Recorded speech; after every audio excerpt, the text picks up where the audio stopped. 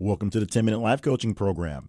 My name is Jay Cleveland Payne. I train people for improved personal and professional development, offering my assistance for those ready to develop their goals and their dreams into tangible, focused, and achievable plans of actions, getting them out of their head and into action. And this podcast is one tool I use to help make that happen. Now, with this podcast, we'll give you a lesson in 10 minutes. At the 10-minute mark of this podcast, you'll be able to take whatever we talked about in today's lesson and implement it into your life, some part of it right here, right now, get you going. It's that simple. And if you find that the lesson is something that sounds a little familiar, sounds a bit repetitive, sounds like something you're actually already trying to do that isn't quite working out as well as you think, this is your reinforcement that what you got going on is a great plan, a great path. It just needs a little bit more time to get there. We can help you maybe get there a little faster by checking out the website, see what we can do for you. Go to 10minutelifecoach.com and see what I can do for you on that level. Now, today, what I'm going to do for you is offer up a little gift, and it's a very simple gift, just more of a reminder of anything, but the gift itself is a checklist, and the reason why a checklist is such a great thing to have, such a great tool to live by and do by. Now, for those of you people who like to think they do great, just kind of flying off the seat of your pants and just kind of going willy-nilly and going from this to that, to thing to other thing, I'm going to tell you right now that making a list is the best way to basically progress in anything in life and keep track of what's going on. And a checklist, something you can literally tick things off, is amazing in its simplicity and its just sheer powerfulness of having a checklist. Now, for those of you who, for some reason, don't have any idea what I'm talking about, a checklist is a listing of things that you can check off, put a check mark or some sort of mark down the side to show that it has been done. So at the end of your day or end of your time and activity, you can see how many activities on the list have been, quote unquote, checked off. How many of them have been done to completion.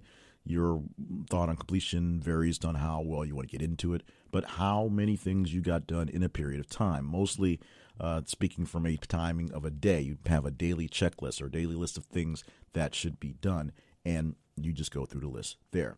This checklist that I've used for many years, called the Daily Dozens Checklist, essentially sets up a list of things that you prioritize into the top 12 things that need to be done in a day. Now, you can have more than 12 things in the list, and as things go through, maybe one day you'll have a big major day where you can get through 15, 16, 17 things, but in reality, you probably only knock off 2 or 3 major things in a day. If there's minor things, it seems to go faster, but you can use the checklist to your desire, to your ability to manage what's going on. The most important thing is you actually just use the checklist.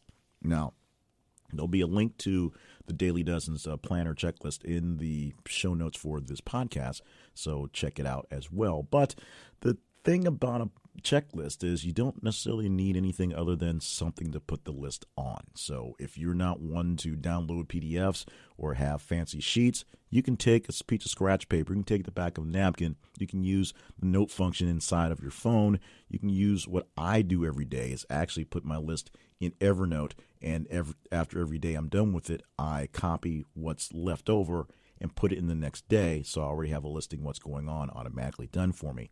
And you can go forward with that. Now, why would anyone who just does so great just living life in the freedom of spontaneity want to live life by a checklist?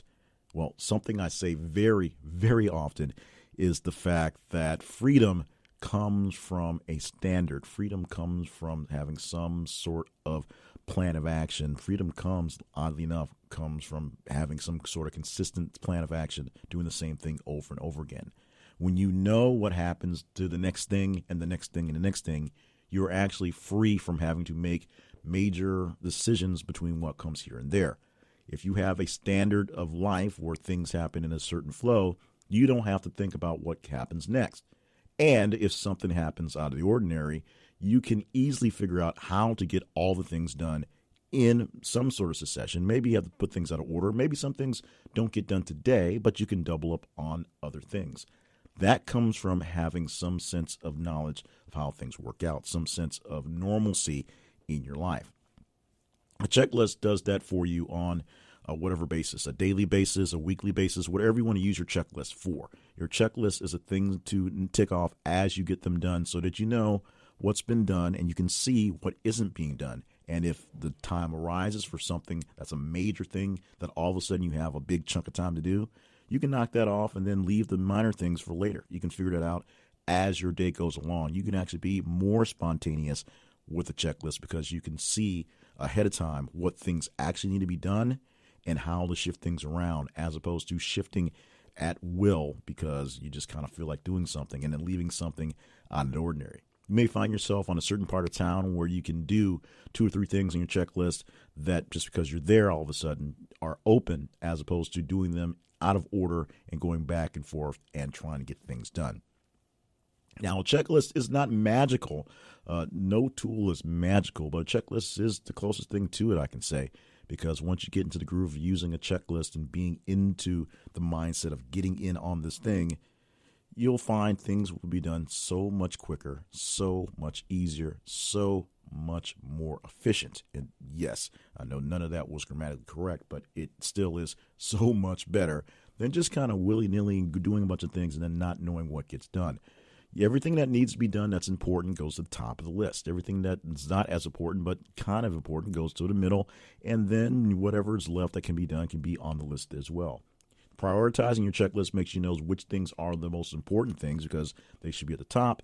But as we said, you can use your day as you need to, and you can be as efficient as your day allows and as activities allow and as positioning allows. You may find that that big, major, important thing that must be done very soon can't be done because something down the line on your checklist is actually a step towards that. So you have to do that thing or a few other things as well.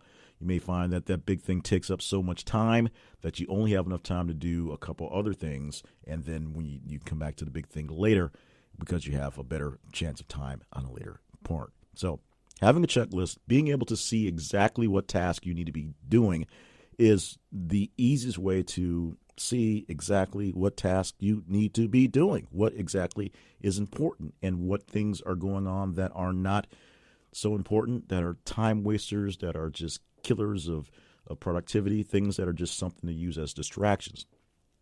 You may find that as you do your checklist and do your things and see what comes out to be more efficient and what's not so efficient, many things you think are important that go on that list turn out to be not as important as you thought they were before you put them on the list and before you started using that list on a consistent basis. And you find that you can find someone else to do them for you. You can delegate some of those important tasks because other tasks are much more important, or sometimes other tasks are a whole lot more fun. To be honest, sometimes what you're finding is that all the work you're doing, going in circles, doing stuff, is not getting things done because you're stuck doing things that kind of suck. You can see by seeing on your list what things are there, what things are important, what things you can do quickly, what things you can do efficiently, and what things aren't so easy to do, what things you can probably pawn off or pay off someone else to get done.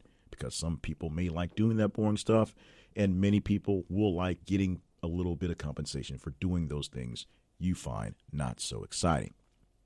So the magic of a checklist isn't quite magic, but it does sort of function along the lines. So like how illusionists don't do real magic, they just do sleight of hand.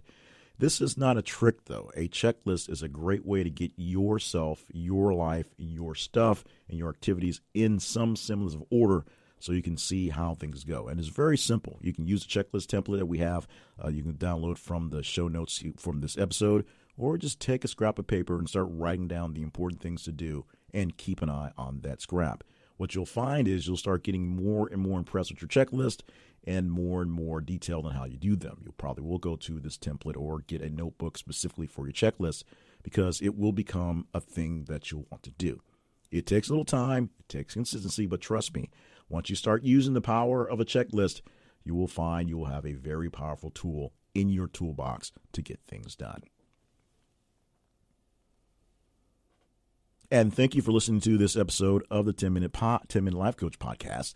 Not quite 10-minute podcast. It was 10 minutes in the presentation, and then a slight bit of extra time for the housekeeping. We are keeping housekeeping light for these episodes here. As you're hearing them originally, they're coming down in December of 2017. We're batching up the entire month pretty quickly so that we can sit back, relax, do some background work, and just not worry about producing the podcast so often, I guess you say, inside of the month. So we thank you so much for being a supporter of what we have going on. Coming up in January, lots and lots and lots of ways you can be even more supportive.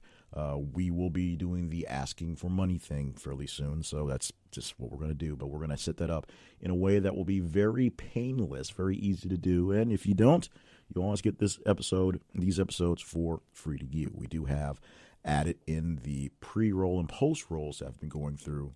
And depending on what platform you listen to, depends on kind of how you get those. We think our hosting platform, our management platform for this podcast, Spreaker, for allowing their producers of content to get into a new compensation panel. It hadn't been completely lucrative. It hadn't been big bucks coming through, but it's getting there. It's slowly getting there, and we're earning pennies on the episodes, if that makes any difference. And so getting closer and closer to saying we are sustaining this thing with total monies coming in from that. Also, other projects as well. You can find them at jclevelandpayne.net for other projects. You can help out there as well. Of course, this podcast lives at 10minutelifecoach.com. And hopefully you are enjoying your time in the season and things going on now. Like we said, we're going to keep this short for the housekeeping. In fact, a little more rambly than I expected to be. But we're getting through a lot of things for December, getting past Christmas. Got a lot of things going on for the household, for the family. And then in January, we'll be having all amazing things for you to enjoy, and hopefully you can help out as well. Many people have asked, how can they help out around the place? And we're going to make it so it's simple and you can actually help us out with a lot of things. The biggest way you can help is just share the podcast. That's what I can ask for this season. Share the podcast with as many like-minded personal development people as you can find, and we'll gather a large community of folks to work through. So for that, I'm going to say thank you very much for this episode, and join us again next week for the 10-Minute Life Coach.